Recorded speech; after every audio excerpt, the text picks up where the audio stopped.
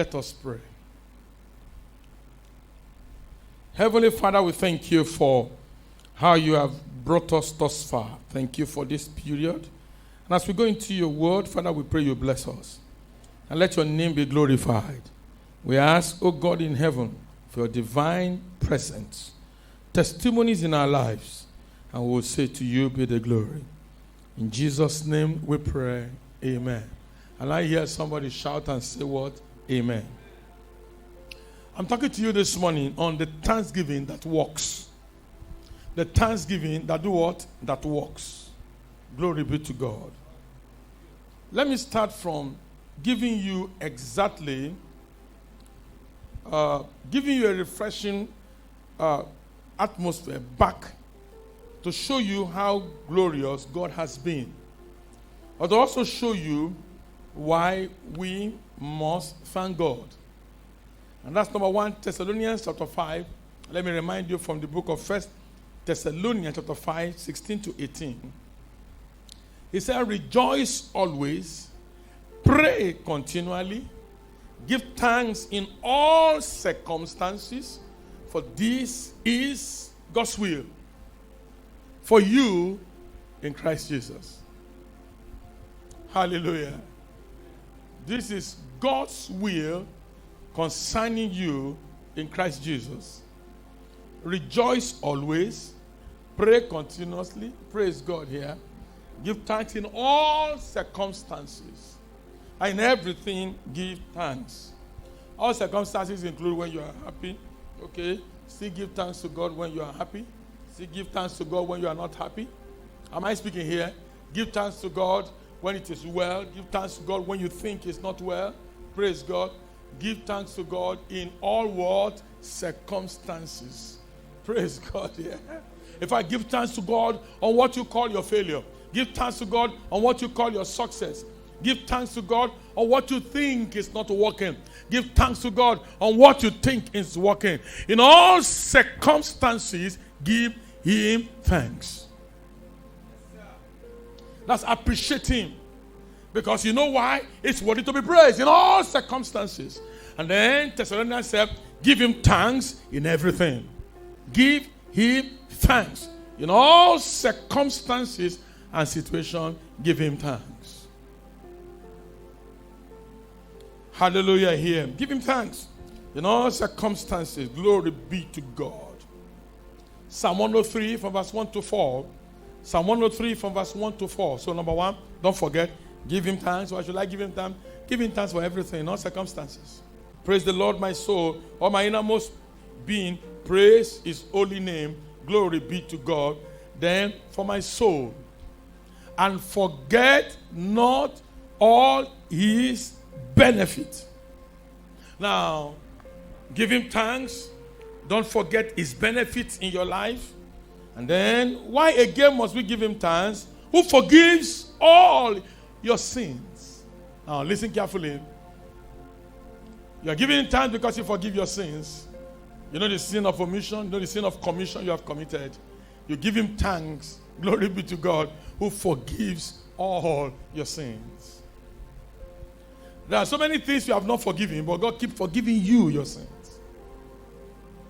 There are persons you have refused to forgive. In fact, you are revenging, but God is forgiving you your sins. Now, if you are there to judge you in the Old Testament, probably you won't be alive today. Glory be to God. So give him thanks, hallelujah, who forgives all your sins and heal all your diseases. Give him thanks for healing all your diseases.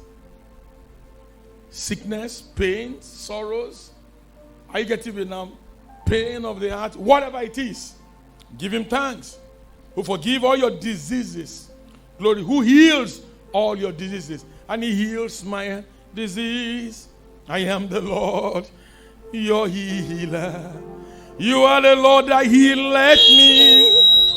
You are the Lord, my healer. You sent your word and you heal my disease.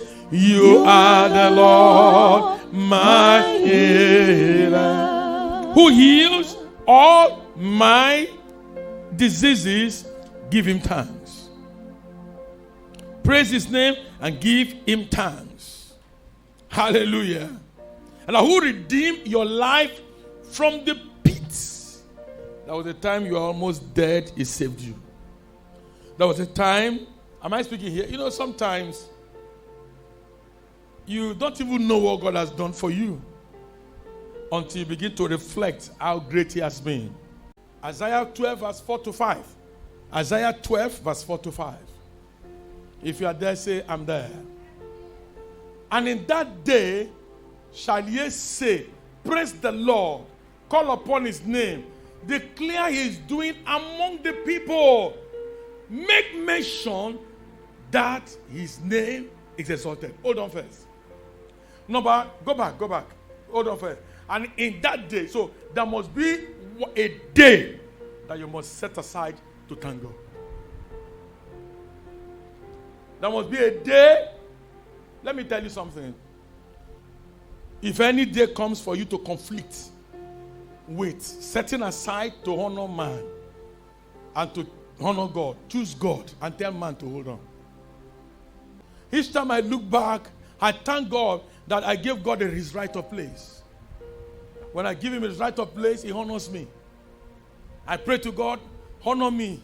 I want to honor you. And God said, if you honor me, I will honor you. If you dishonor me, I will hide my face when you call upon me in trouble. There must be a blessing. There must be a testimony in your honor to God. And one of those honor is to give him his pride of place. Have you ever wondered why some people have enough money to go to work from Monday to Friday? On Sunday, they don't have money to be in church. Does that bother you? Does that really bother you? Does it really bother you? I thought I'm making sense here. Does it really bother you? Come on, speak to me here. How somebody, a friend is doing something, or birthday or whatever, or marriage, most importantly. I'm not saying it's wrong, but I think it's so wrong if you can't do times 10 for God. And then they rush to that place. Am I speaking? Please talk to me if I'm making sense.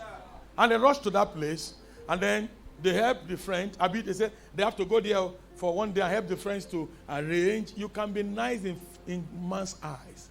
But if God says you are not nice in his eyes, even the man you are nice to cannot help you. That's the mistakes we have made. Put God on the lower background and exalt men. That's hypocrisy. Many boast in the night and they are never in the morning. That's why my philosophy is that, oh God, I will give you my best every day. I don't know when my night will come. Stop deceiving yourself. Those who died never planned for that day.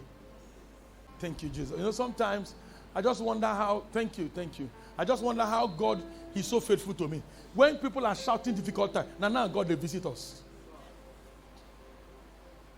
I said, now God, they visit us.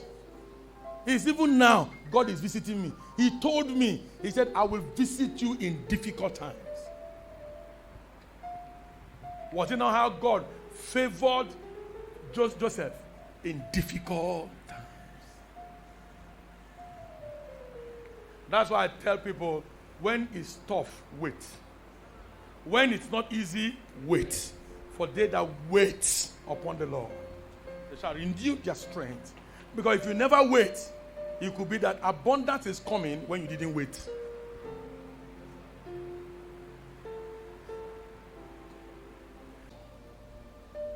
Let there be thanks. I don't know whether I make it say, I love those who love God though. Praise God. I will make this easy for them. Because if you love God, what again am I looking for?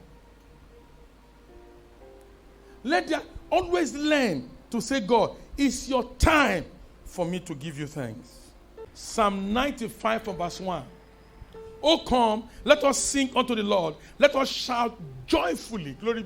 Let's make a joyful noise to the rock of our salvation. When we are thanking God, we sing. We are joyful. We celebrate. Am I speaking here? We celebrate. So come, let us sing. It's a day of singing to the Lord. Let us make a joyful noise to the rock. So why are you thanking God? Because of your salvation. If God can move me forward, He will move you forward. If God can bless me, He will bless you.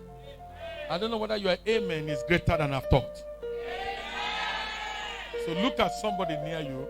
In just about 1 minute or 2 minutes, face the person and tell the person that how the blessings of Abraham pour upon that person's life and be a blessing within this time and thanksgiving. Just look at the person and pour your heart to the person. And love God and be a testimony.